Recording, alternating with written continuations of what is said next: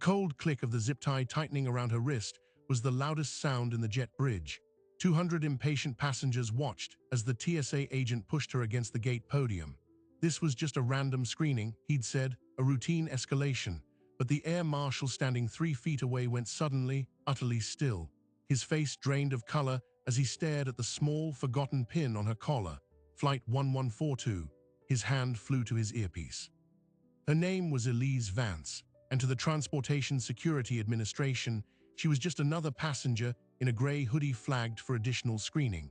But to the Federal Air Marshal now frozen in place, she was the sole, classified reason 200 people were still alive.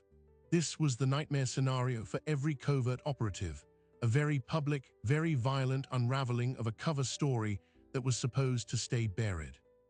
And it all traced back to 7 minutes of chaos over the Atlantic, on a flight that officially never had an incident at all.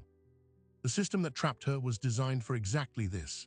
Every year, the Transportation Security Administration screens over 800 million passengers.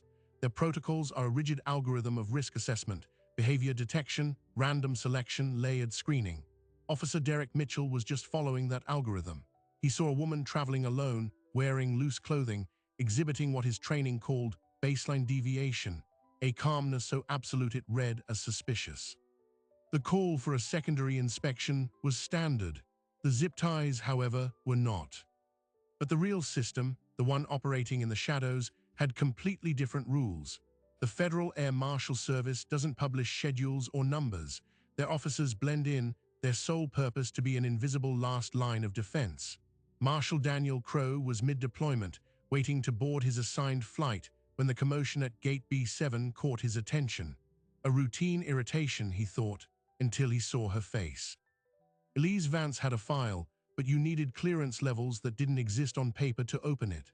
Officially, she was a logistics consultant for a private aerospace firm.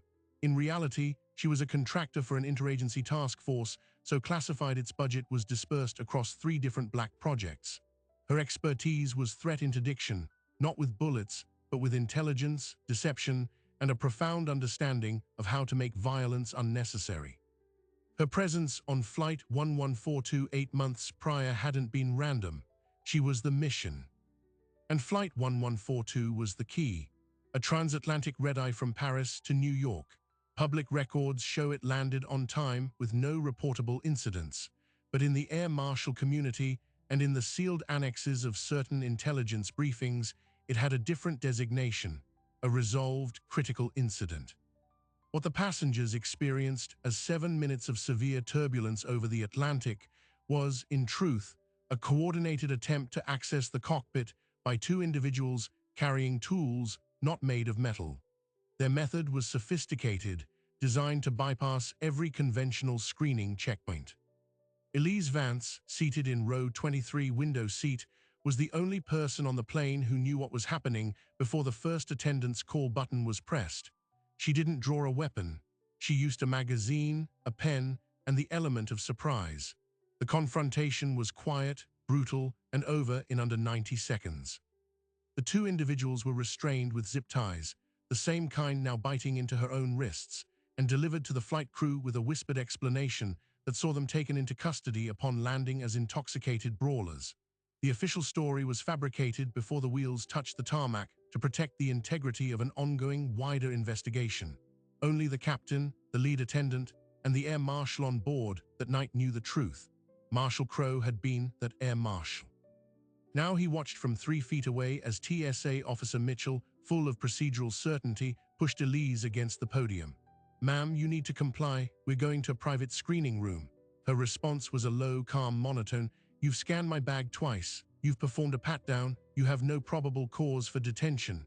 Mitchell's jaw tightened. "The scanner flagged an anomaly. Your resistance is itself a flag." The anomaly was the pin, a tiny silver geometrical shaped pin to the inside of her hoodie's collar. To Mitchell, it was potential concealed metal. To Crowe, it was a ghost from his worst professional memory. He'd seen it only once before, in the dim cabin light of Flight 1142, as Elise had leaned over to secure the second assailant. It was a token, a silent identifier used by certain operatives to recognize one another in the field when no communication was possible. Seeing it here, in the harsh fluorescence of the terminal, felt like a scream. His training warred with itself. Protocol demanded he maintain cover at all costs. Blowing his own identity to intervene in a TSA matter was a career-ending offense. But another, deeper protocol screamed in his head, "You do not leave an asset behind. You do not let a friendly operator be publicly dismantled by friendly forces." The intelligence fallout would be catastrophic. Her cover, and by extension, the cover of the entire 1142 operation, was about to be shredded in front of 200 cell phone cameras. Crow's hand went to his earpiece, activating his direct line to the Federal Air Marshal Service's command center. His voice was a tense, whispered subvocalization. "Crow, Badge 7 Alpha 39er, I have a visual on a compromised asset at Gate B7, Terminal 4. TSA is in primary contact. The asset is Vance, from the Paris incident. Request immediate guidance. Situation is escalating." The response that crackled back was immediate and stunned. "Confirm that. You are visual on Vance. Her file shows her inactive and non-deployable." "I am visual. She is in TSA custody. They are applying restraints." A long, static-filled pause. Then a new voice, deeper, came on the line. "Marshal, this is Supervisor Riggs. Do not approach or identify yourself to TSA. We are initiating a call to their Security Operations Center, but you need to understand their system is a freight train once it's moving. It could take 10 minutes to get this stopped." 10 minutes? Crow watched as Mitchell started to lead Elise away from the gate, toward a side door marked security. The crowd of passengers murmured, some filming, some annoyed at the delay. In 10 minutes, she would be in a locked room, her biometrics run through every database, her cover story inevitably unraveling under questions she could not answer truthfully. The freight train was leaving the station. And then Elise Vance made her only mistake. She looked directly at Marshal Daniel Crow, not a pleading look, a cold, clear, professional assessment. Her eyes flickered to his jacket, where the subtle bulge of his shoulder holster was invisible to everyone but someone trained to see it. In that fraction of a second, she recognized him, and in doing so, she gave him a silent, desperate order. He had a choice: follow his orders and watch a national security incident unfold, or break every rule he'd ever sworn to follow. His hand, still at his earpiece, fell to his side. He took one step forward out of the crowd and into the path of the TSA officer. "Sir, step back. This is a security matter." Officer Mitchell's voice was a wall of procedure. He didn't see a federal air marshal. He saw another civilian interfering. Daniel Crow kept his hands visible, his posture neutral, but his voice dropped into the low, commanding register reserved for crisis negotiations. "Officer, I need you to listen to me very carefully. You are detaining a federal witness in a protected status. This needs to stop, right now." The word federal made Mitchell hesitate for half a second. His eyes flicked to Crow's plain clothes, finding no badge, no uniform. "I need to see some identification, sir, immediately." This was the trap of undercover work. Proving who you were often meant blowing your cover to everyone else. From the corner of his eye, Crow saw more passengers pulling out phones. The video was already being recorded. "I cannot display my credentials in this environment," Crow said, each word measured. "But you can call your Security Operations Center. They are receiving a call from my command right now. Ask them to check for an incoming flag on passenger Elise Vance." Mitchell's partner, a younger officer named Chen, spoke into her shoulder radio. "SOC, this is Unit 4 at Gate B7. We have a civilian claiming federal jurisdiction. Request verification on a passenger flag for a Vance, first name Elise." The wait that followed was the longest 10 seconds of Daniel Crow's career. He watched Elise's face. She had stopped resisting, her body going perfectly still, a calculated reduction of threat. But her eyes were active, scanning the crowd, the other TSA agents, the exits. She wasn't planning an escape. She was conducting a threat assessment. Who in this crowd might be watching for this exact moment? The radio crackled. "Unit 4, SOC, we show no flags, no alerts for that passenger. Proceed with your screening protocol." Mitchell's face hardened with vindication. "No flags, sir. Now step back or you will be detained for interference." The freight train, Crow realized, was not slowing down. The call from his agency hadn't made it through the bureaucratic maze in time. The system was designed to be impervious to outside pressure, and right now, it was working exactly as designed. Crow made a decision that would end his career. He reached slowly into his inner jacket pocket, passed his firearm, and withdrew his credential case. He flipped it open just enough for Mitchell to see the gold shield and the words, Federal Air Marshal, before snapping it shut. The color drained from Mitchell's face. You're supposed to declare. I am declaring to you right now off the record that this woman is under federal protection. The zip ties come off, she walks with me, or the next call you get will be from a Department of Homeland Security inspector, and your career will be over for compromising a sensitive national security operation. It was a bluff layered on a violation of policy, but it worked. Mitchell's certainty fractured. He looked at his partner, who gave a minute, uncertain shrug. Then a new voice cut through the tension. What's the holdup here? A TSA supervisor, a man in his 50s with a weary expression named Garrett, pushed through the gathered agents. Mitchell stammered an explanation. Garrett listened, his eyes moving from Crow's closed credential case to Elise's restrained hands. Marshal, I respect your service, but you know the rules. You can't countermand a lawful screening based on a verbal claim.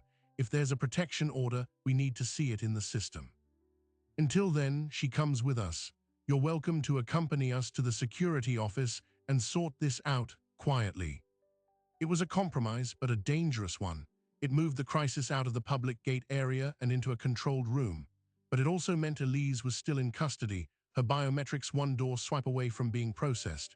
Crow's earpiece buzzed. Supervisor Riggs's voice was tense. Daniel, we've hit a wall with TSA SOC. Their chain of command is insisting on protocol.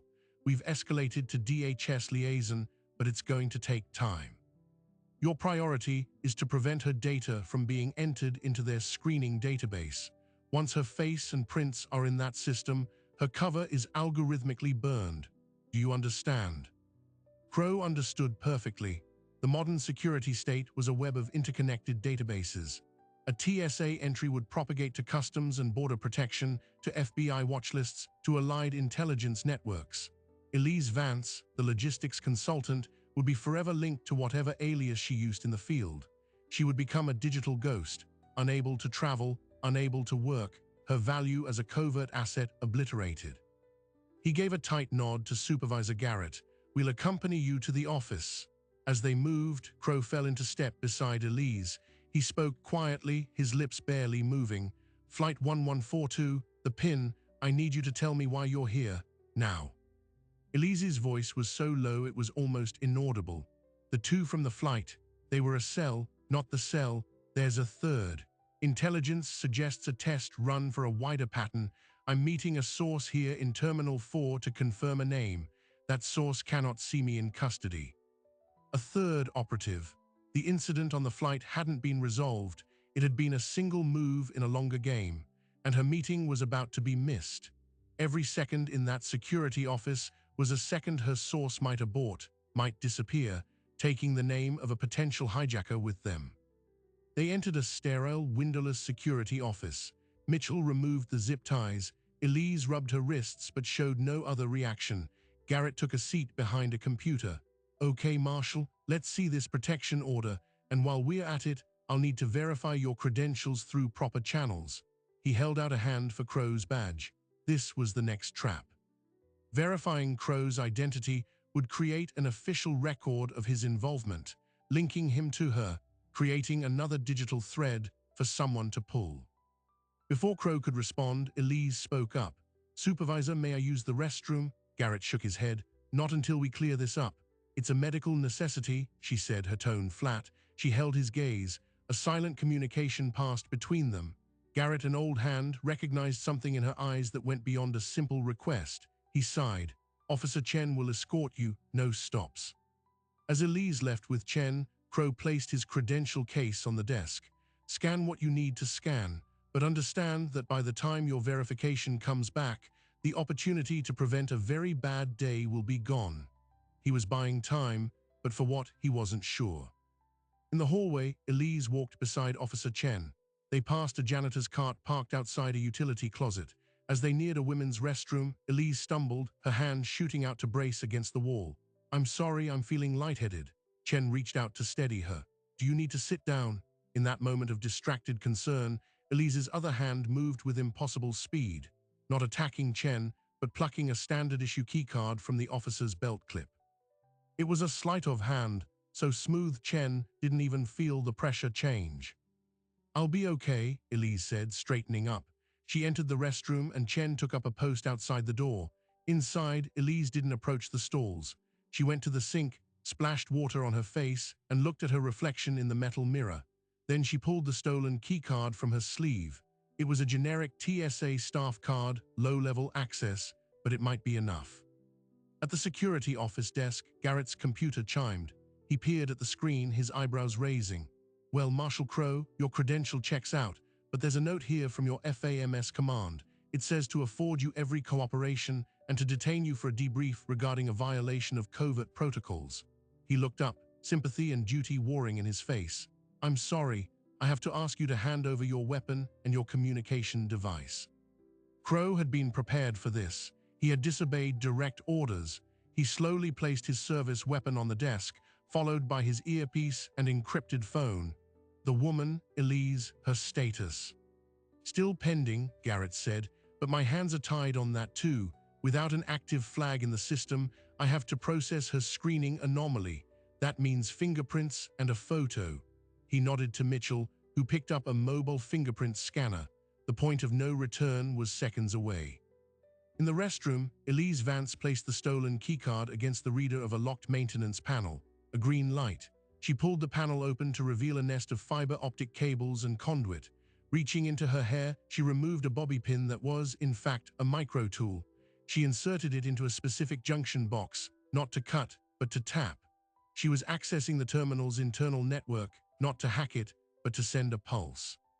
A single, encrypted data burst from a device no larger than a grain of rice sewn into her hoodie's cuff. It was a panic button, a message containing her location, her status, and a single code word, "cover blown."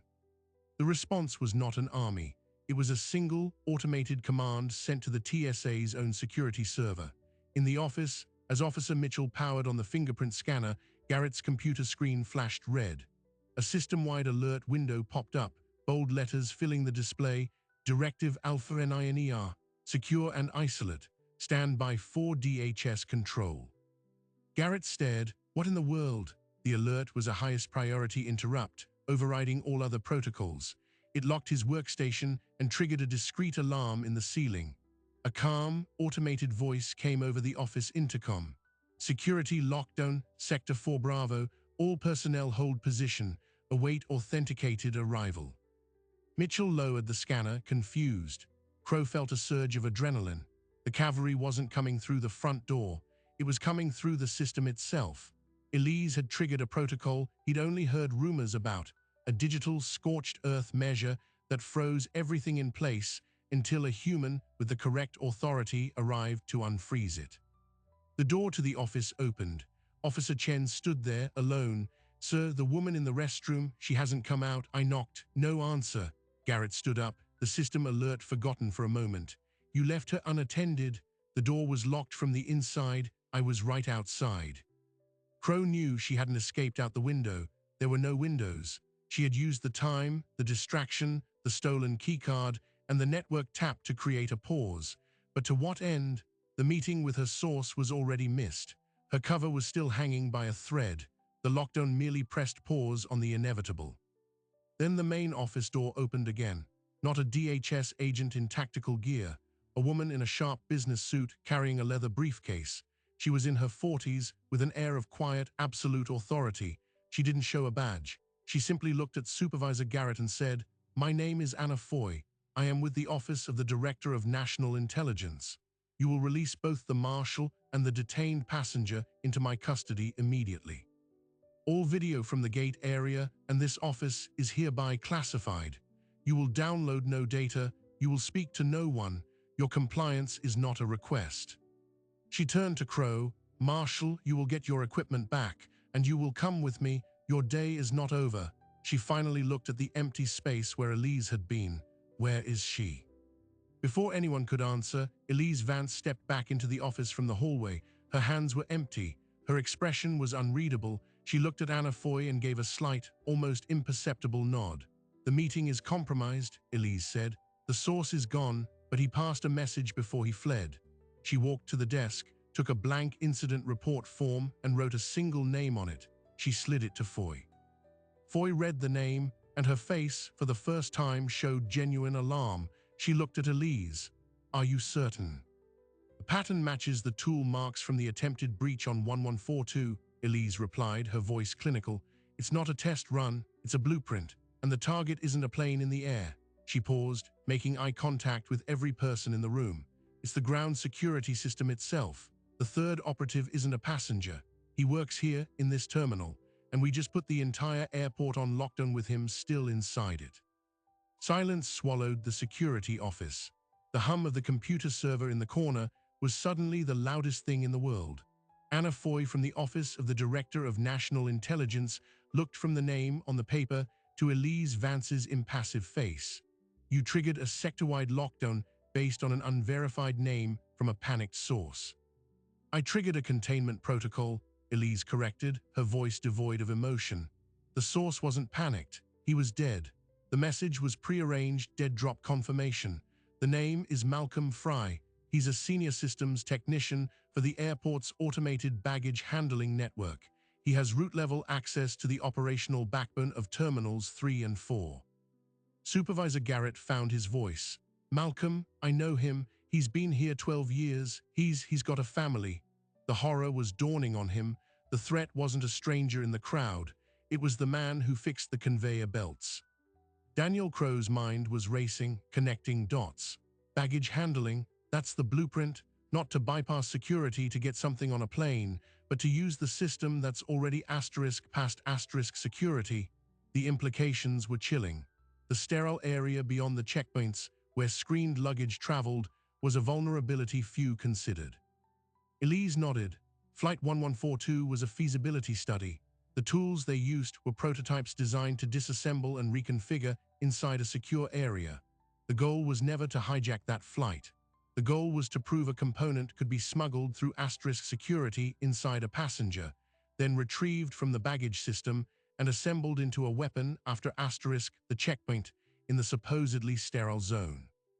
Anna Foy was already on a secure satellite phone. "I need a full workup on Malcolm Fry, employee of this airport, systems tech. I need his access logs for the last 72 hours, and I need a silent team to his last known location, now asterisk." She covered the receiver and looked at Garrett. "Your lockdown, does it cover the baggage sublevels, the maintenance tunnels?" Garrett, shaken, checked his still frozen computer. The Directive Alpha 9 alert locks down passenger areas, exits, and security offices. It doesn't automatically seal the baggage infrastructure. That's a separate physical plant system. "Then your man Fry is not locked down," Foy said. "He's in his element, with less oversight because everyone upstairs is worried about the gates." She turned to Elise and Crow. "You two, you're the only ones here who understand the operational shape of this. The bureaucracy will take an hour to sort jurisdiction. We don't have an hour. What is Fry's endgame?" Elise closed her eyes for a second, accessing a mental file. The component smuggled on 1142 was a guidance module for a drone, small, sophisticated. The intelligence we've been chasing suggested a procurement network for militarized micro-drones. You don't need a large weapon if you can guide a small one with precision to a specific, vulnerable point. Her eyes opened. The fuel hydrants, the ground support power units. A targeted strike on multiple aircraft from asterisk inside the security perimeter during peak boarding. It wouldn't look like terrorism at first. It would look like a cascading mechanical failure. The chaos would be the weapon. Crow felt the floor tilt. They weren't looking for a bomb. They were looking for a delivery system for a surgical attack that would cripple an airport from within its own secure heart. "We have to get to the baggage control center. If Fry can redirect specific luggage containers, he could have delivery packages positioned all over the tarmac, waiting for a signal." "And the lockdown you called," Crow said to Foy, "it's keeping all those passengers and planes bottled up right in the kill zone." The move to contain the crisis had inadvertently perfected the target array. Foy's phone rang. She listened, her face grim. Fry's access card was used to enter the primary baggage routing hub 17 minutes ago. No sign of him since. His wife and daughter reported him missing for a family dinner last night. He never went home. She hung up. The silent team is en route, but they're coming from off-site, 20 minutes minimum. Elise was already moving toward the door. We don't have 20 minutes. Crow, you're familiar with terminal layout, the quickest route to the central hub that avoids passenger areas. Crow's training took over, pushing aside the impending career doom. Service elevator at the end of this corridor. It goes down to the utility level. From there, we can access the baggage tunnels. He looked at Foy. We need access and authority. Foy scribbled on a notepad, tore off the sheet, and handed it to Crow. It was a 9-digit alphanumeric code. That's a universal bypass key for the Department of Homeland Security. It will open most electronic locks in this building. It will also tag you in the system, so my people won't shoot you. As for authority, you have mine. Stop him. As Crow and Elise moved into the hallway, Officer Mitchell stepped forward, blocking their path. His pride was still wounded, his world upended. You can't just go, there are procedures. Elise stopped inches from him. Her voice was low, final. Officer, your procedure just helped a terrorist set the table. Now get out of the way. Something in her tone, the absolute certainty of violence held in check, made Mitchell stumble back. They ran. The service elevator descended into the bowels of the airport. The air grew cooler, smelling of concrete and diesel. The doors opened onto a cavernous, dimly lit tunnel where an automated train of baggage carts whirred past on a track. This was the circulatory system of the airport, and they were now in its arteries. Crow led the way, the DHS code granting them access through a heavy security door marked Baggage System Control, authorized personnel only.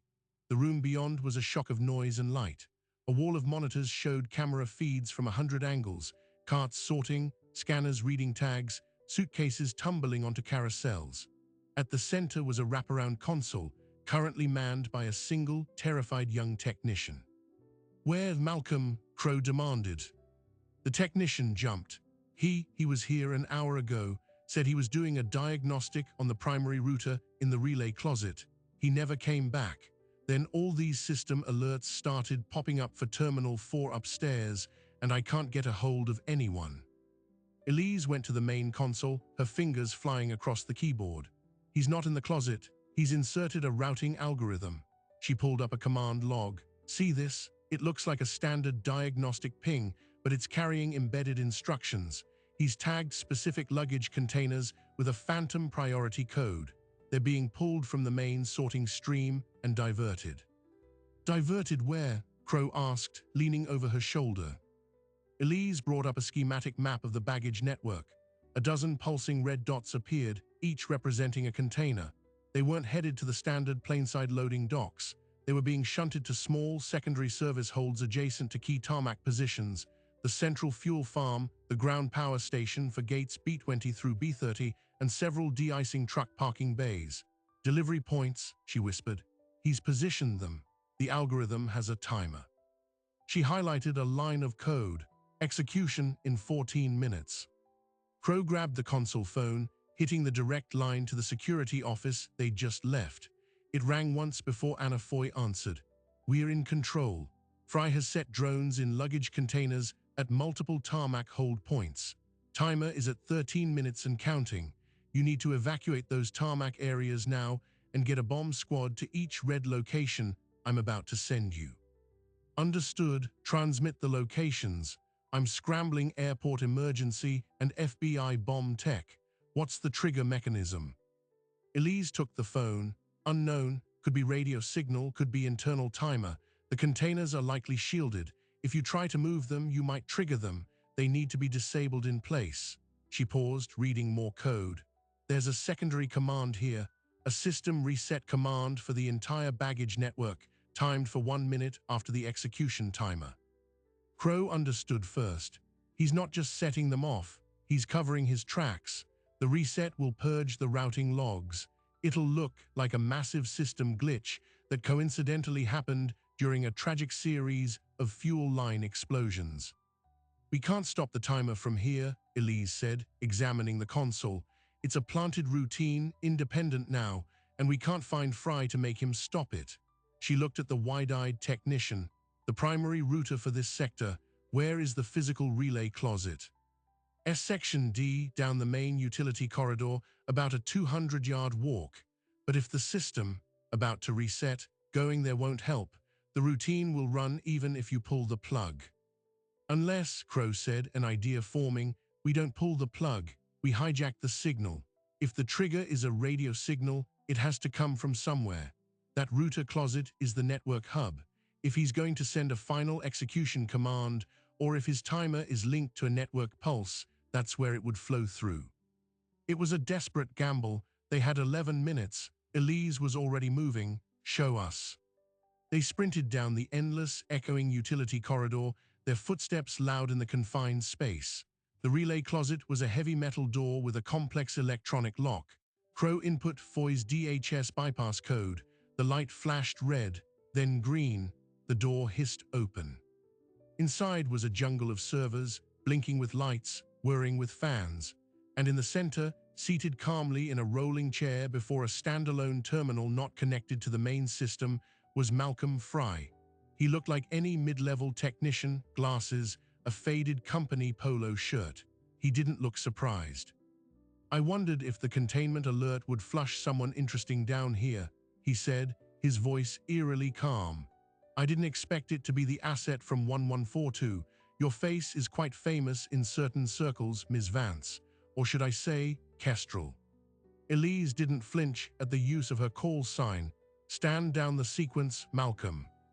It's far too late for that. The sequence is autonomous now, a beautiful, self-contained little symphony.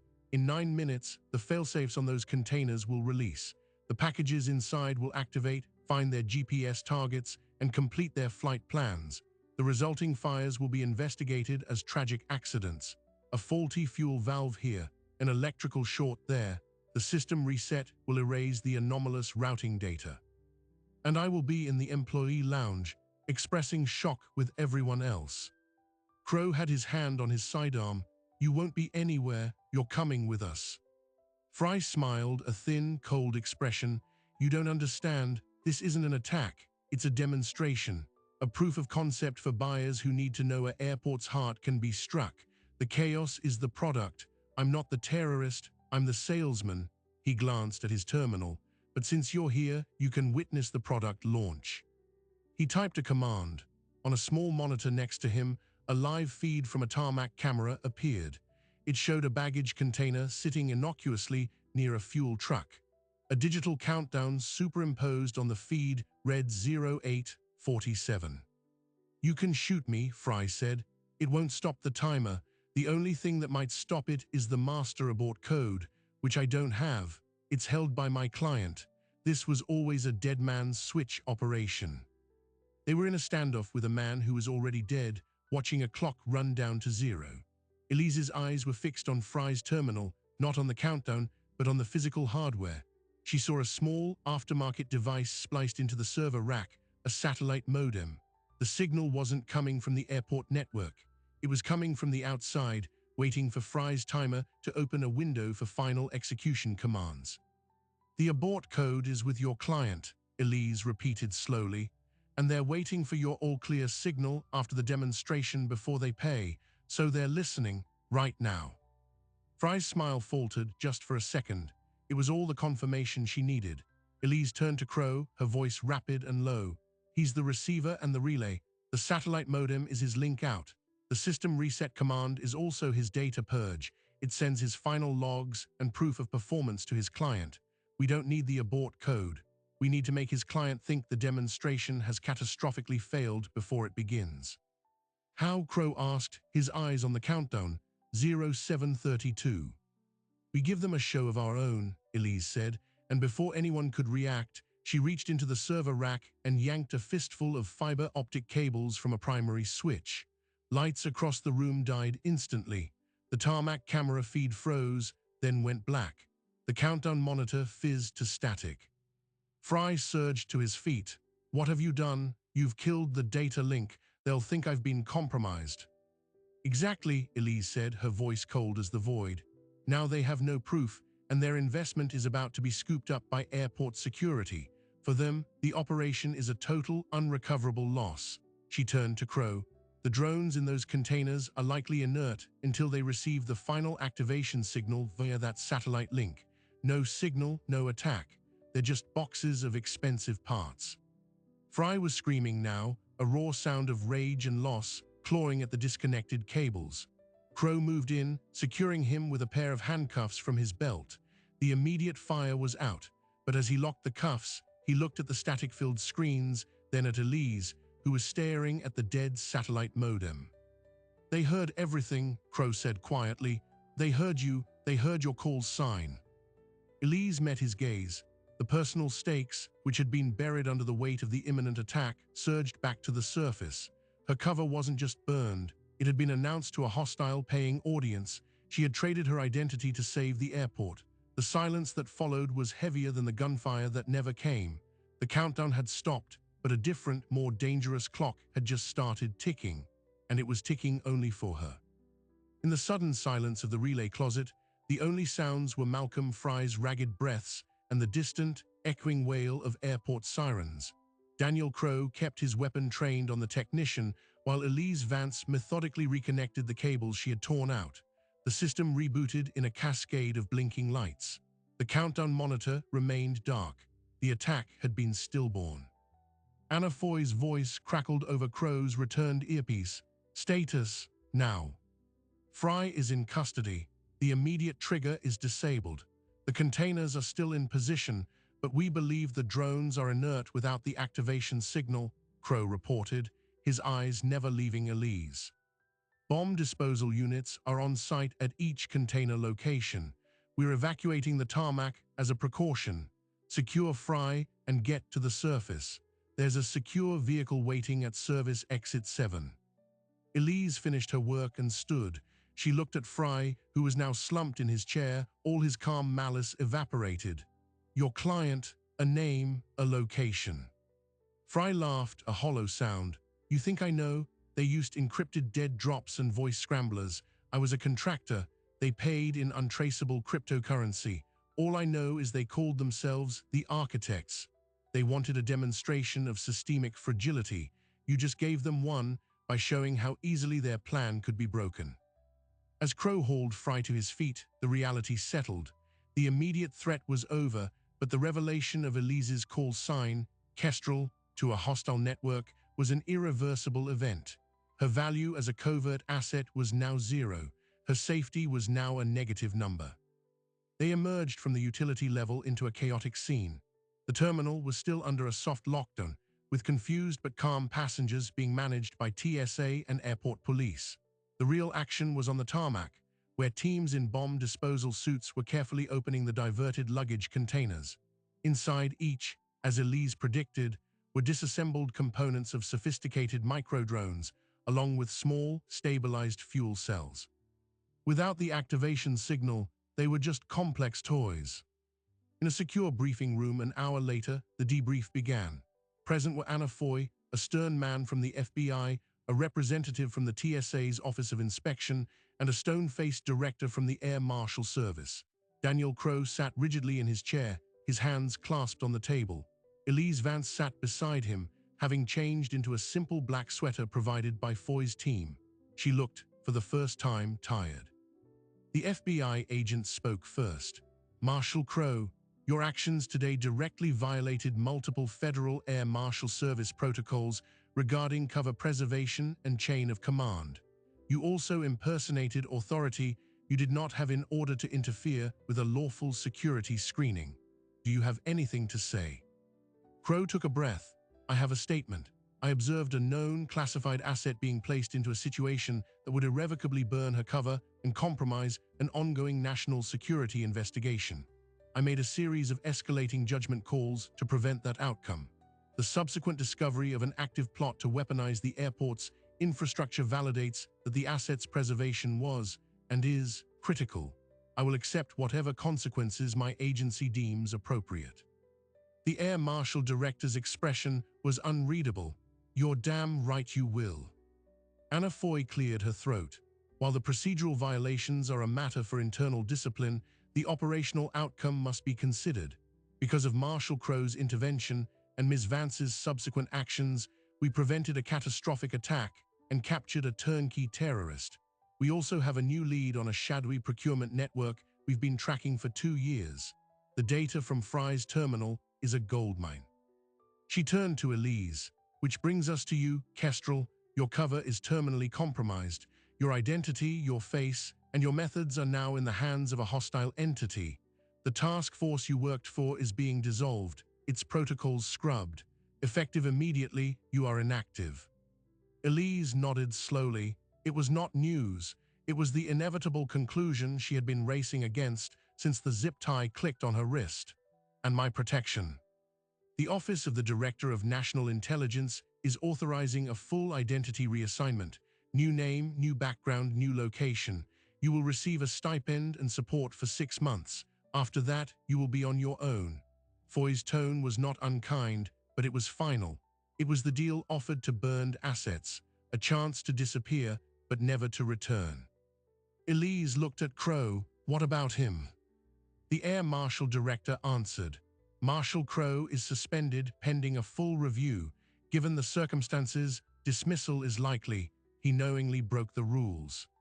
He saved the operation, Elise said, her voice quiet but clear. He compromised his own effectiveness, the director countered. An air marshal who blows his cover is no longer an air marshal. The meeting adjourned with a fog of grim outcomes. In the hallway outside, Crow and Elise were left alone for a moment. I'm sorry, Crow said, for all of it, for not being faster, for not stopping it before it started at the gate. Elise shook her head. You saw the pin, you recognized me, that's the only reason we had a chance. You made the hard choice when the system was designed to prevent it. She offered a faint, almost imperceptible smile. You're a good marshal, Daniel Crow. The service will be worse off without you. What will you do? He asked. What I've been trained to do, disappear, start over, maybe get a job that doesn't involve saving people.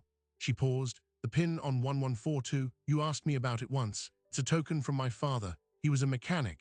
He said the most important parts of any machine are the ones you never see, but they hold everything together. I kept it to remember that. She reached into her pocket and placed the small silver geometric pin on the ledge beside her. I won't need it where I'm going. She turned to leave, then stopped.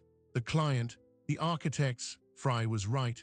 They wanted a demonstration of fragility. Today showed them something else. It showed them that the system, for all its flaws, has people in it who won't follow the script. That's a different kind of weakness for them. Remember that. And then she was gone, escorted down the hallway by 2 of Foy's aides, vanishing into the administrative machinery of the state. 1 week later, the public story broke. TSA thwarts potential airport security breach, the headlines read. It detailed the heroic actions of an alert TSA officer, Derek Mitchell, who noticed suspicious behavior and with the assistance of airport authorities, uncovered a plot by a disgruntled employee. Malcolm Fry was charged with domestic terrorism. The words Air Marshal and classified asset appeared nowhere. The video from the gate, thanks to Foy's order, was erased. Daniel Crow's dismissal from the Federal Air Marshal Service became official. He received an honorable discharge, but the notation in his file was a bureaucratic gray mark that would keep him from any future federal law enforcement work. On his last day, he cleaned out his locker. At the bottom of it, he found the silver pin. He had picked it up from the ledge after Elise left. He held it in his palm, then pinned it inside the collar of his own jacket. 3 months later, Crow was working as a security consultant for a private firm, a job that felt hollow and slow. He was in a midtown office when his phone buzzed with an unknown number. A text message contained a single sentence: "The architects are holding an auction. Location attached. Buyers include interested parties from Flight 1142." There were no attachments. He stared at the message. It was from a number that disconnected when he called back, a ghost of a signal. He knew with absolute certainty who had sent it. Elise Vance had not disappeared. She had gone hunting. He looked at the pin inside his collar, then opened his laptop. He still had contacts, he still had skills, and he had a new mission, one that didn't require a badge. The system had cast them both out, but the work wasn't done. The hidden parts still had to hold. The clock that started ticking in the relay closet was still counting down, and he was the only one who knew how to read it. The official record of that day at the airport ends with a press release and a closed case file, but the real story exists in the silence between the lines. Daniel Crowe never returned to the Federal Air Marshal Service. The institution he served had no place for someone who chose human judgment over rigid protocol, even when that judgment saved lives. He became one of the many quiet experts operating in the private sector.